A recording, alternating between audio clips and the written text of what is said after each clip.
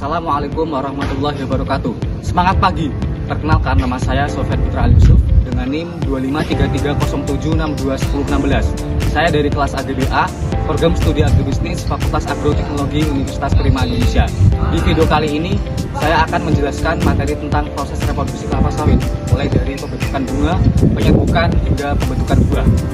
Video ini bertujuan untuk memenuhi mata kuliah Teknologi Pengelolaan Hasil Perkebunan dengan dosen pengampu Ibu Sari Anggraini, SSI MSI.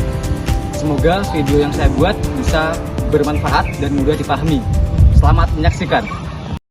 Kelapa sawit atau Elaeus guineensis adalah tanaman penghasil minyak nabati paling produktif di dunia. Hal menarik dari tanaman ini adalah sifatnya yang monoecious, artinya satu pohon memiliki bunga jantan dan bunga betina, tetapi keduanya tidak mekar dalam waktu yang sama.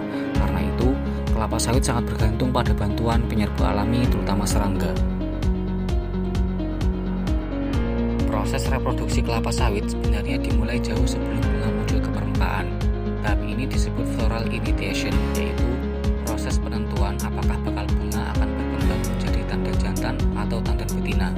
Uniknya, proses ini sudah dimulai 18 hingga 24 bulan sebelum bunga tampak. Jenis bunga yang muncul sangat dipengaruhi oleh ketersediaan air, kondisi tanah, kesehatan tanaman, dan berbagai kondisi lingkungan. Ketika tanaman mengalami stres, misalnya kekeringan, biasanya sering menghasilkan lebih banyak bunga jantan. Hal ini dapat menurunkan jumlah buah yang terbentuk. Setelah proses pembentukan selesai, tandan bunga mulai keluar dari ketiak daun. Ciri-ciri bunga sawit: bunga jantan berbentuk memanjang seperti ekor dan menghasilkan sangat banyak serbuk sari, sedangkan bunga betina berbentuk lebih bulat dan padat, berisi ribuan bakal buah kecil. Pada fase ini, bunga betina akan menunggu serbuk sari dari bunga jantan untuk memulai proses pembuahan. Selanjutnya adalah proses penyerbukan. Penyerbukan adalah tahap paling penting dalam reproduksi kelapa sawit. Tanpa penyerbukan, bunga betina tidak akan berkembang menjadi buah. Ada dua cara penyerbukan pada kelapa sawit.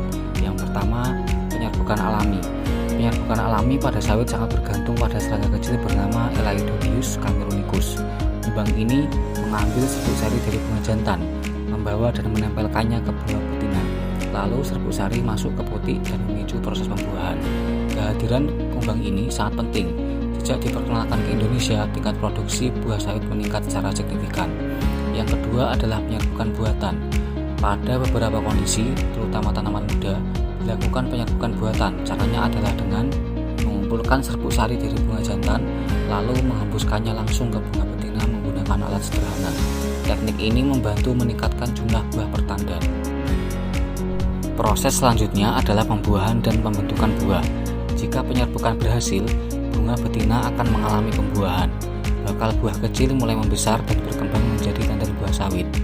Dalam satu tandan bisa berisi 600 hingga 2000 buah sawit. Struktur buah sawit terdiri dari 3 bagian: eksokarp yaitu kulit luar, mesokarp yaitu daging buah yang menghasilkan minyak sawit merah atau CPO, kernel atau inti sawit yang menghasilkan minyak inti sawit atau PKU. Proses dari pembuahan hingga buah matang membutuhkan waktu sekitar 5-6 bulan.